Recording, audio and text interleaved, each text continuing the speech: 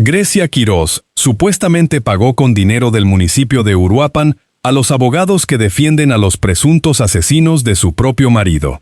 Léelo de nuevo si quieres.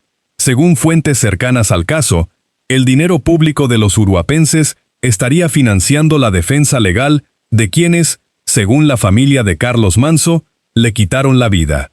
Y si eso ya te parece demasiado, suscríbete a este espacio ahora mismo porque esto apenas empieza y lo que viene después hace que este primer dato parezca un calentamiento. Hay algo que no cuadra en esta historia desde el principio. Una alcaldesa en funciones que, según testimonios recabados en los últimos días, habría protegido a un hombre con presuntos vínculos con el crimen organizado dentro del ayuntamiento. Un sujeto que, según la exsecretaria particular de la presidencia municipal, tenía adicciones conocidas por todos, incluyendo el propio alcalde Carlos Manso, y una serie de decisiones tomadas justo después del homicidio que, según el hermano de la víctima, apuntan en una dirección muy incómoda. Hay más capas aquí de lo que parece a simple vista.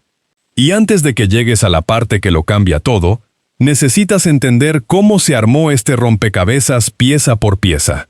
Porque lo que supuestamente ocurrió en Uruapan durante estos meses dibuja un patrón que, si los testimonios resultan ciertos, convierte este caso en algo mucho más grave que una disputa política local. Y si quieres seguir de cerca todo lo que vamos a ir destapando en este y otros casos parecidos, suscríbete a esta plataforma para que no te lo pierdas cuando salga la siguiente pieza. Empecemos por el principio. Samuel García Rivero llegó al ayuntamiento de Uruapan supuestamente recomendado por la propia Grecia Quirós, según declaró ante las autoridades Yesenia Méndez, quien fuera encargada del despacho y secretaria particular del alcalde Carlos Manso. Esta mujer, que según las crónicas del caso fue detenida durante unas horas hace varios meses como sospechosa en relación con el homicidio y posteriormente liberada, decidió ampliar su declaración ante la fiscalía y llegó con pruebas. Lo que dijo encendió una nueva alarma. García Rivero, según Méndez, tenía adicciones que todos conocían dentro del municipio.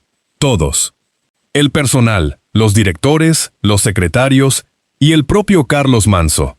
Y sin embargo ahí estaba, con cargo y salario, con acceso al entorno más cercano del alcalde, supuestamente colocado ahí por recomendación directa de la diputada que hoy ocupa la presidencia municipal. Grecia Quirós había dicho en más de una ocasión que su prioridad era el bienestar de los uruapenses, que su compromiso era con la gente. Pero según los testimonios que ahora circulan, la primera recomendación documentada que se le atribuye fue la de un sujeto que, según las investigaciones en curso, habría servido supuestamente como enlace con estructuras del crimen organizado. Eso, mis amigos, se llama contradicción. Y esto apenas es el primer golpe. Porque lo que declaró Yesenia Méndez va más allá del perfil de García Rivero. Lo que describió ante las autoridades es una dinámica de acceso y poder dentro del ayuntamiento que, según ella, cambió radicalmente después del homicidio de Carlos Manso. Antes de que Grecia Quirós asumiera funciones como presidenta municipal, era Méndez quien manejaba la agenda privada del alcalde.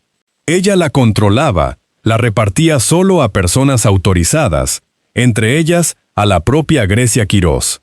Pero cuando Quirós llegó al cargo tras la muerte de su esposo, supuestamente desplazó a Méndez y convirtió a Samuel García Rivero en el único conducto directo para hacerle llegar documentos y información.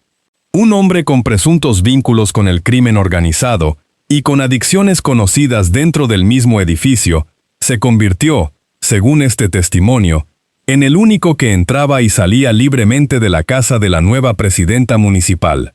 El único que tenía acceso a su agenda. El único que le llevaba papeles. Yesenia Méndez lo dijo con todas sus letras. Ella dejó de ser línea directa con la presidenta. García Rivero era quien tenía esa línea. Alguien que no debía tener la agenda privada del cargo porque ni siquiera era director de protocolo. Y si te estás preguntando cómo es posible que eso ocurriera sin que nadie lo detuviera, suscríbete, porque hay más detalles que todavía no han salido, y aquí los vamos a contar en cuanto estén disponibles. Antes de seguir, un dato que no tiene desperdicio. Grecia Quirós se presentó en la Ciudad de México, según reportes del día, supuestamente para presionar en torno a una sesión en la que se discutía si el Tribunal Electoral de Michoacán debía doblegarse ante la Corte en el asunto de su candidatura a la gubernatura de ese estado. La señora, según lo que trascendió, quería estar presente en la sala mientras se debatía el caso. Quería escuchar los argumentos. Quería que su presencia física funcionara como presión. El ministro Hugo Aguilar decidió posponer la discusión y el viaje resultó en balde, aunque ella aprovechó para reunirse con otras figuras. Pero lo importante aquí es esto. Grecia Quirós es alguien que lleva semanas declarando que solo quiere justicia para su marido, que solo le interesa esclarecer los hechos, que solo busca que las instituciones funcionen. Y al mismo tiempo, según los testimonios del hermano de Carlos Manso y de la ex secretaria particular, habría tomado decisiones dentro del ayuntamiento que supuestamente obstaculizan precisamente eso. Discurso y actos apuntan en direcciones opuestas, y esa brecha es la que están señalando quienes conocen el caso desde adentro. Juan Manso, hermano del alcalde asesinado, dio un paso al frente. Y lo que dijo va directo al centro de todo esto. Según él, los abogados que defienden a los detenidos por el homicidio de Carlos Manso serían pagados con recursos del propio ayuntamiento de Uruapan, recursos que administra Grecia Quirós. Con dinero público de los ciudadanos de Uruapan, estarían supuestamente financiando la defensa legal de las personas acusadas de matar al alcalde. Si eso se confirma, y Juan Manso dijo que están en proceso de demostrarlo, estaríamos ante algo de una gravedad extraordinaria. La viuda del alcalde asesinado, convertida en presidenta municipal, utilizando los recursos del cargo para defender legalmente a quienes, según la fiscalía, son los responsables del crimen. Cuando se le preguntó si ya había denuncia formal, Manso fue claro. No se ha presentado todavía, precisamente por el cariz político del asunto, pero dijo que se tiene que hacer y que se va a hacer. Y también exigió algo más: que los teléfonos celulares de Carlos Manso sean entregados a las autoridades sin condiciones. Porque hay otro detalle que hasta ahora no había salido con toda su crudeza. Suscríbete a este espacio si quieres estar presente cuando esto explote del todo, porque lo que viene a continuación es el punto en el que esta historia se vuelve imposible de ignorar. Grecia Quirós ha dicho públicamente que quiere esclarecer la muerte de su esposo, que pide justicia, que colabora con las autoridades. Amigas y amigos, escuchen esto con atención. Según el testimonio de Juan Manso, cuando Carlos Manso estaba siendo trasladado al hospital tras recibir los disparos, Esteban Constantino, secretario de Obras del ayuntamiento, habría obtenido el celular del alcalde. Lo que eso significa es que el teléfono de Carlos Manso, un dispositivo que debería haber sido parte de la escena del crimen, fue supuestamente sustraído de su persona mientras agonizaba, y según Manso, eso ocurrió por instrucciones de Grecia Quirós. La Fiscalía del Estado de Michoacán ha sostenido que ese celular no era parte de la escena del crimen y, por tanto, no era reclamable como evidencia. Pero Juan Manso lo contradice directamente. Sí estaba en la escena, sí fue tomado, y sí debe ser parte de la investigación. Y hay más. Grecia Quirós no solo no ha entregado voluntariamente esos celulares, sino que, según lo que trascendió, exige estar presente cuando se procedan a desbloquear y revisar. Ella quiere supervisar qué se ve y qué no se ve. Eso, en cualquier investigación seria, levanta una sola pregunta: ¿qué hay en esos teléfonos que vale tanto la pena controlar? Esto es la revelación que cambia el peso de todo lo anterior. Según el testimonio de la ex secretaria particular y las declaraciones del hermano de Carlos Manso, supuestamente existiría una cadena de decisiones tomadas desde dentro del propio ayuntamiento para proteger a Samuel García Rivero, para desplazar a quienes podrían dar información comprometedora, para controlar el acceso a los dispositivos del alcalde asesinado y para financiar con dinero público la defensa de los detenidos por su homicidio. Todas esas decisiones, según los testimonios disponibles, habrían sido tomadas o impulsadas por la misma persona que aparece en público, exigiendo justicia para su marido. Juan Manso fue directo. Pidió que la Fiscalía General de la República, encabezada por Ernestina Godoy, tome el caso y lo saque de la jurisdicción de la Fiscalía de Michoacán. Argumenta que en el Estado puede haber complicidades que contaminen la investigación, y con todo lo que ha salido esta semana, esa petición ya suena como la consecuencia lógica de lo que se está describiendo. Si quieres saber qué responde la Fiscalía General cuando esto llegue formalmente a su escritorio, suscríbete a este espacio porque lo vamos a seguir puntualmente. Lo que este caso expone, si los testimonios resultan ciertos y las investigaciones confirman lo que señalan Juan Manso y Yesenia Méndez, ya trasciende la política local de Michoacán. Una presidenta municipal que supuestamente llevó al entorno del alcalde a un hombre con vínculos con el crimen organizado, que después de su homicidio lo convirtió en su enlace más cercano dentro del ayuntamiento, que supuestamente controló el acceso a los teléfonos de la víctima, que según su propio cuñado, estaría financiando a los abogados de los acusados con dinero público y que al mismo tiempo se presenta ante las cámaras como la principal víctima del caso. Eso, aquí lo vemos claro, se llama doble cara.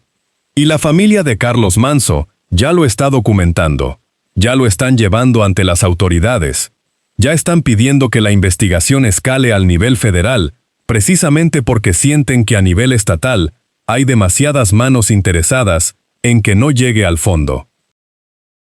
Mientras todo esto avanza en los juzgados, hay otra figura que no se puede dejar fuera de este cuadro. Alejandro Moreno, líder del PRI, supuestamente estaría coordinando con sus estructuras en los 32 estados una campaña de 10 puntos para instalar en la opinión pública la idea de que el gobierno actual hizo un pacto con el crimen organizado.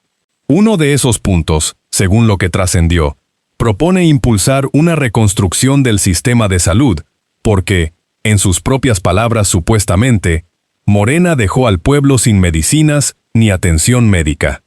Esto, mis amigos, lo dice el mismo partido que, según todos los registros disponibles, gobernó durante décadas y durante ese tiempo privatizó servicios, contrató deuda, desapareció recursos y dejó los hospitales públicos sin insumos básicos. Mientras el gobierno actual anuncia la expansión de un programa de salud casa por casa, que según la mañanera del día llevaría a 20,000 profesionales médicos directamente a los domicilios de adultos mayores y personas con discapacidad en 24 estados a partir de septiembre, el PRI propone que ellos son los indicados para reconstruir lo que supuestamente ellos mismos destruyeron. Eso ya no es hipocresía. Eso es cinismo documentado. Y el mismo Alejandro Moreno, según audios que ya circularon públicamente y que la propia Laura Sansores difundió, supuestamente negoció la compra de un jet privado por el equivalente a 40 millones de pesos, ofreciendo pagar 10 millones de entrada y 3 millones mensuales hasta cubrir el total. Un dirigente partidista que lidera una oposición que dice hablar en nombre de los más pobres y que supuestamente pagó ese avión con recursos que nadie ha explicado de dónde salieron. Según información publicada por la revista Forbes, también habría destinado alrededor de $120,000 en pagos a una firma en Estados Unidos, supuestamente para asesorías de posicionamiento político frente a funcionarios norteamericanos. $120,000 para aprender a llorar en Washington con más efecto. Mientras en Campeche vendía tenis al costo y lo presentaba como un gesto de apoyo a las familias necesitadas. Como bien lo sabes, eso ya ni siquiera merece comentario editorial. Los hechos solos son suficientes. Y mientras este espacio siga siendo el lugar donde estos casos se cuentan sin maquillaje y sin compadrazgos, aquí vamos a seguir. Suscríbete a esta plataforma si no quieres que el próximo caso que salga te llegue cuando ya todo el mundo lo está comentando menos tú. porque hay más personas en esta historia con cuentas pendientes y con teléfonos que supuestamente no han entregado. Y cuando eso se mueva, aquí va a estar. Fausto Corrales ya fue vinculado a proceso por el homicidio de Héctor Melesio Cuen, exrector de la Universidad Autónoma de Sinaloa. Estuvo presente en la finca de San Julián en Culiacán el 25 de julio de 2024, la misma noche en que supuestamente Ismael El Mayo Zambada fue trasladado por Joaquín Guzmán López hacia Estados Unidos sin su consentimiento.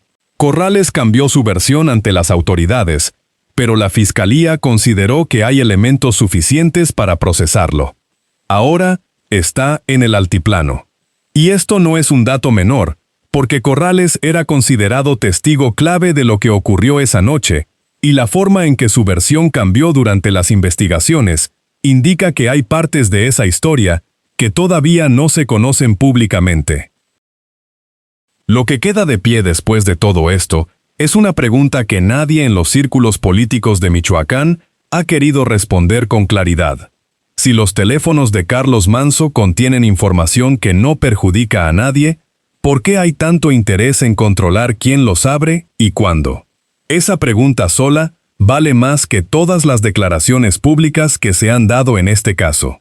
Y esto no termina aquí. Hay más testimonios esperando turno. Hay más solicitudes formales ante la Fiscalía General que se van a presentar en los próximos días. Y hay una familia que, según todo lo que dijeron esta semana, ya decidió que no va a soltar el caso hasta que haya una respuesta que tenga sentido. Suscríbete a este espacio y actívalo para que no te falte ninguna actualización. Porque cuando la Fiscalía General responda a la petición de Juan Manzo, esto va a entrar en una fase completamente diferente. Grecia Quirós lleva semanas apareciendo en cámaras con cara de víctima. Pero según su propia cuñada política, según la exsecretaria del ayuntamiento y según los testimonios que se están presentando ante las autoridades, hay una versión de los hechos que contradice punto por punto lo que ella dice en público. La máscara se está cayendo sola, y el dinero de Uruapan merece una explicación que hasta ahora no ha llegado.